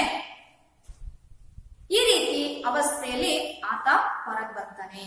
ನೋಡಿ, ಧರ್ಮಾಧಿಕರಣರು ಕಂಡು, ಇದನ್ನ ಧರ್ಮಾಧಿಕರಣದವರು ಕಂಡು ದುಷ್ಟ ಬುದ್ಧಿಯ ತಂದೆಯಪ್ಪುದಂ ಸಂದೇಹಮಿಲ್ಲಂ ಅರಿದು, ಖಂಡಿತವಾಗ್ಲೂ ಇವನು ದುಷ್ಟ ಬುದ್ಧಿಯ ತಂದೆನೇ, ಸಂದೇಹನೇ ಇಲ್ಲ ಅನ್ನೋದನ್ನ ತಿಳಿದುಕೊಂಡು ಹೇಳ್ತಾರೆ, ಈ ಪಾಪಕರ್ಮನ್ ಅಪ್ಪ ದುಷ್ಪುತ್ರನಿಂ, ಈ ಪಾಪಕರ್ಮನಾಗಿರ್ತಕ್ಕಂತಹ ಕೆಟ್ಟ ಪುತ್ರನಿಂದ ನಿನಗಿಂತಪ್ಪ ದುರ್ಮರಣಂ ಸಮನಿಸಿತು. ಇಂತಹ ದುಷ್ಟ ಮಗನಿಂದ ನಿನಗೆ ಇಂತಹ ದುರ್ಮರಣ ಸಂಭವಿಸಿತು ಅಂತ ಹೇಳಿ ಧರ್ಮಾಧಿಕರಣದವರು ನುಡಿತಾರೆ. ವಿದ್ಯಾರ್ಥಿಗಳೇ, ಹಾಗಾದ್ರೆ ಈ ಪಾಠ ಪೂರ್ತಿ ನಿಮ್ಗೆ ಅರ್ಥ ಆಯ್ತು ಅಂತ ಹೇಳಿ ನಾನು ಭಾವಿಸ್ತೀನಿ. ನೋಡಿ, ನಿಜವಾಗ್ಲೂ ಕೂಡ ನಾವು ಈ ಪಾಠದಿಂದ ಸತ್ಯಕ್ಕೆ ಸಾವಿಲ್ಲ, ಸುಳ್ಳಿಗೆ ಸುಖ ಇಲ್ಲ ಅನ್ನೋದನ್ನ ತಿಳ್ಕೊಂಡ್ವಿ ಅಲ್ವಾ. ನೋಡಿ, ಕೊನೆಗೂ ಸತ್ಯನೇ ಗೆಲ್ತು, ಧರ್ಮ ಬುದ್ಧಿನೇ ಗೆದ್ದ. ಆಮೇಲೆ ಮಾಡಿದ್ದು ನಾವು ಮಾರಾಯ ಅನ್ನೋದನ್ನ ತಿಳ್ಕೊಂಡ್ವಿ. ದುಷ್ಟ ಬುದ್ಧಿ ತಾನು ಮಾಡಿರುವಂತಹ ಪಾಪ ಕರ್ಮದಿಂದ ತನಗೆ ಕೆಟ್ಟದ್ದು ಸಂಭವಿಸಿತು, ತನ್ನ ತಂದೆಯನ್ನ ಕಳೆದುಕೊಂಡ. ಹಾಗೇನೆ ಹಣಕ್ಕಿಂತ ಗುಣ ಮೇಲು. ನೋಡಿ, ಹಣಕ್ಕೆ ಬೆಲೆ ಕೊಡೋದಕ್ಕಿಂತಹ ದುಷ್ಟ ಬುದ್ಧಿ ತನ್ನ ಒಳ್ಳೆಯ ಸ್ನೇಹಿತನಾಗಿರ್ತಕ್ಕಂತಹ ಧರ್ಮ ಬುದ್ಧಿಗೆ ಬೆಲೆ ಕೊಡ್ಬೇಕಿತ್ತು ಅಲ್ವಾ ವಿದ್ಯಾರ್ಥಿಗಳೇ.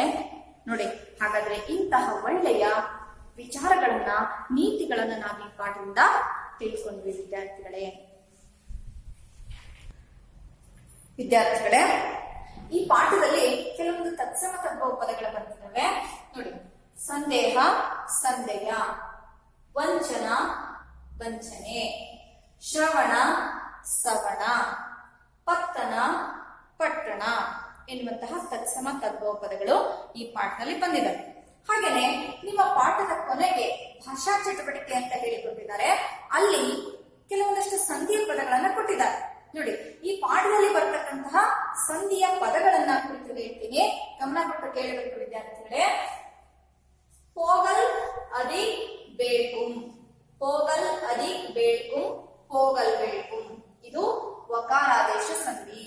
ನೋಡಿ, ಉತ್ತರ ಪದದ ಆದಿಯಲ್ಲಿ ಬರ್ತಕ್ಕಂತಹ ಬಕಾರಕ್ಕೆ ಇಲ್ಲಿ ವಕಾರ ಆದೇಶ ಆಗುತ್ತೆ, ಹಾಗಾಗಿ ಇದು ವಕಾರಾದೇಶ ಸಂಧಿ. ನೋಡಿ, ತಕ್ಕ ಅದಿ ಅನಿತು, ತಕ್ಕನಿತು ಲೋಪ ಸಂಧಿ. ಪೂರ್ವ ಪದದ ಕೊನೆಯಲ್ಲಿರ್ತಕ್ಕಂತಹ ಅಸ್ವರ ಇಲ್ಲಿ ಲೋಪ ಆಗಿದೆ. ಪೂಳ್ದ ಅದಿ ಎಡೆ, ಪೂಳ್ದೆಡೆ ಲೋಪ ಸಂಧಿ. ಪೂರ್ವ ಪದದ ಕೊನೆಯಲ್ಲಿರ್ತಕ್ಕಂತಹ ಅಸ್ವರ ಲೋಪ ಆಗಿರೋದ್ರಿಂದ ಇದು ಲೋಪ ಸಂಧಿ. ಪರದು ಅದಿ ಹೋಗಿ, ಪರದು ಹೋಗಿ ವಕಾರಾದೇಶ ಸಂಧಿ. ನೋಡ್ರಿ, ಉತ್ತರ ಪದದ ಆದಿಯಲ್ಲಿ ಬಂದಿರುವಂತಹ ಪಕಾರಕ್ಕೆ ವಕಾರ ಆದೇಶ ಆಗಿ ಬಂದಿದೆ, ಹೋಗಿ ಇರೋದು ಹೋಗಿ ಆಗಿದೆ, ಆದ್ರಿಂದ ಇದು ವಕಾರಾದೇಶ ಸಂಧಿ. ನೋಡಿ, ಮತಿ ಅದಿ ಕೆಟ್ಟು, ಮತಿಗೆಟ್ಟು. ಇಲ್ಲಿ ಉತ್ತರ ಪದದ ಆದಿಯಲ್ಲಿರುವ ಕದ ಬದಲಾಗಿ ಗ ಆದೇಶ ಆಗಿ ಬಂದಿದೆ, ಹಾಗಾಗಿ ಇದು ಕೂಡ ಆದೇಶ ಸಂಧಿ. ದಿಕ್ ಪ್ಲಸ್ ಮುಖ, ದಿಕ್ಮುಖ.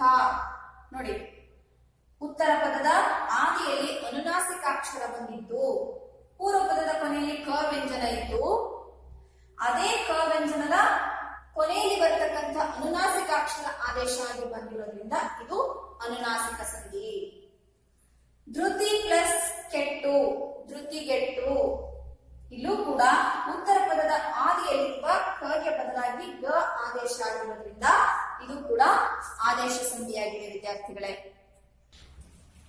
ಹಾಗೇನೆ ಈ ಪಾಠದಲ್ಲಿ ಕೆಲವೊಂದು ಸಮಾಸದ ಪದಗಳಿದ್ದಾವೆ. ನೋಡಿ ವಿದ್ಯಾರ್ಥಿಗಳಿಗೆ ಯಾವ್ಯಾವು ಅಂತ. ಅತಿ ಕುಟಿಲ, ನೋಡಿ ಬಿಡಿಸಿದಾಗ ಅತಿಯಾದ, ಅತಿ ಕುಟಿಲ, ಅತಿ ಕುಟಿಲ ಯಾವ ಸಮಾಸ ಆಗುತ್ತೆ? ಕರ್ಮಧಾರಯ ಸಮಾಸ. ನೋಡಿ ಪೂರ್ವೋತ್ತರ ಪದಗಳು ವಿಶೇಷಣ ವಿಶೇಷ ಸಂಬಂಧವನ್ನ ಹೊಂದಿರ್ತಾರೆ. ಉತ್ತರ ಪದ ನಾಮಪದವಾಗಿದ್ದು ಪೂರ್ವ ಪದ ಆ ನಾಮಪದದ ವಿಶೇಷತೆಯನ್ನು ತಿಳಿಸುವಂತಹ ಪದ ಆಗಿರುತ್ತೆ. ಹಾಗಾಗಿ ಅತಿ ಕುಟಿಲ ಅನ್ನುವಂಥದ್ದು ಕರ್ಮಧಾರಯ ಸಮಾಸ. ಕೈಕೊಳ್ಳುವುದು, ಕೈಯನ್ನು ಅದಿಕೊಳ್ಳುವುದು, ಇದು ಕ್ರಿಯಾ ಸಮಾಸ. ಅಂದ್ರೆ ಪೂರ್ವ ಪದ ನಾಮಪದವಾಗಿದ್ದು ಉತ್ತರ ಪದ ಕ್ರಿಯಾಸೂಚಕ ಪದವಾಗಿದ್ರೆ ಅದನ್ನ ಕ್ರಿಯಾ ಸಮಾಸ ಅಂತ ಹೇಳಿ ಕರಿತೀವಿ. ಹಾಗಾಗಿ ಇದು ಕ್ರಿಯಾ ಸಮಾಸ. ಕಟ್ಟೇಕಾಂತ, ಕಡಿದಾಗ ಅದಿ ಏಕಾಂತ, ಕಟ್ಟೇಕಾಂತ ಕರ್ಮಧಾರಯ ಸಮಾಸ. ಉತ್ತರ ಪದ ನಾಮಪದ ಆಗಿದೆ, ಪೂರ್ವ ಪದ ಅದರ ವಿಶೇಷತೆಯನ್ನು ತಿಳಿಸುವಂತಹ ಪದ ಆಗಿದೆ. ಸ್ವಾಮಿ ದ್ರೋಹ, ಸ್ವಾಮಿಗೆ ದ್ರೋಹ, ಸ್ವಾಮಿ ದ್ರೋಹ ತತ್ಪುರುಷ ಸಮಾಸ. ನೋಡಿ ಪೂರ್ವೋತ್ತರ ಪದಗಳು ಎರಡೂ ಕೂಡ ನಾಮಪದಗಳಿಂದ ಆಗಿರುವಂತಹ ಸಮಾಸಕ್ಕೆ ತತ್ಪುರುಷ ಸಮಾಸ ಅಂತ ಹೇಳಿ ಕರಿತೀವಿ. ಪರಧನ, ಪರರ ಅಧಿಧನ, ಪರಧನ ತತ್ಪುರುಷ ಸಮಾಸ. ಧನಹರಣ, ಧನದ ಅಧಿಹರಣ, ಧನಹರಣ ತತ್ಪುರುಷ ಸಮಾಸ. ಸಾಕ್ಷಿ ಮಾಡಿ, ಸಾಕ್ಷಿಯನ್ನು ಮಾಡಿ, ಸಾಕ್ಷಿ ಮಾಡಿ ಕ್ರಿಯಾ ಸಮಾಸ. ನೋಡಿ ಮಾಡಿ ಎನ್ನುವಂತಹ ಕ್ರಿಯಾಸೂಚಕ ಪದ ಇದೆ. ಬಲಬಂಧು, ಬಲಮಂ ಬಂಧು, ಬಲಬಂಧು ಕ್ರಿಯಾ ಸಮಾಸ. ಬಂಧು ಎನ್ನುವಂತಹ ಕ್ರಿಯಾಸೂಚಕ ಪದ ಇದೆ. ನೋಡಿ ಅಬ್ಜೋದರ, ಇದು ಬಹುರ್ವಿ ಸಮಾಸ. ಬಹುರ್ವಿ ಸಮಾಸ ಅಂದ್ರೆ ಇರುವಂತಹ ಪದಕ್ಕೆ ಬೇರೊಂದು ಪದದ ಅರ್ಥ ಪ್ರದಾನವಾಗಿದ್ರೆ ಅದನ್ನ ಬಹುರ್ವಿ ಸಮಾಸ ಅಂತ ಕರಿತೀವಿ. ನೋಡಿ ಇದನ್ನ ಬಿಡಿಸೋದು ವಿಶೇಷವಾಗಿರುತ್ತೆ. ಅಬ್ಜೋದರ ಅಂದ್ರೆ ಉದರದಲ್ಲಿ ಅಬ್ಜವನ್ನು ಉಳ್ಳವನು ಯಾರೋ ಅವನೇ ಅಬ್ಜೋದರ. ನೋಡ್ರಿ ಈ ಅಬ್ಜೋದರನ ಮೂಲ ಹೆಸರೇನು, ಯಾರಿಗೆ ಕರೀತಾರೆ ಅಬ್ಜೋದರ ಅಂತ? ವಿಷ್ಣುವಿಗೆ. ಇಲ್ಲಿ ವಿಷ್ಣು ಎನ್ನುವಂತಹ ಪದದ ಅರ್ಥ ಪ್ರಧಾನವಾಗಿರುತ್ತೆ, ಆದ್ರಿಂದ ಇದು ಬಹುರ್ವಿ ಸಮಾಸ. ಇನ್ನು ಶಿತಿಕಂಠ, ಕಂಠದಲ್ಲಿ ಶಿತಿಯನ್ನ ಉಳ್ಳವನು ಯಾರೋ ಅವನೇ ಶಿತಿಕಂಠ. ಯಾರಿಗೆ ಕರಿತೀವಿ ನಾವು ಶಿತಿಕಂಠ ಅಂತ?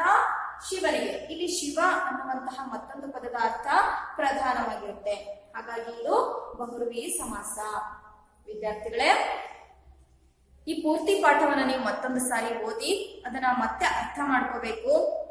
ಹಾಗೇನೆ ಈ ಪಾಠದ ಕೊನೆಯಲ್ಲಿ ಅಭ್ಯಾಸದ ಪ್ರಶ್ನೆಗಳಿದಾವೆ, ಆ ಎಲ್ಲಾ ಪ್ರಶ್ನೆಗಳಿಗೂ ಕೂಡ ನೀವು ಉತ್ತರವನ್ನ ಬರೀಬೇಕು. ಹಾಗೆ ಈ ಸಂಧಿ ಸಮಾಸದ ಪದಗಳನ್ನು ನಾನು ಏನ್ ಬರ್ಸಿದ್ನೋ ಅವೆಲ್ಲವನ್ನೂ ಕೂಡ ಬರೀಬೇಕು ವಿದ್ಯಾರ್ಥಿಗಳೇ. ಧನ್ಯವಾದಗಳು.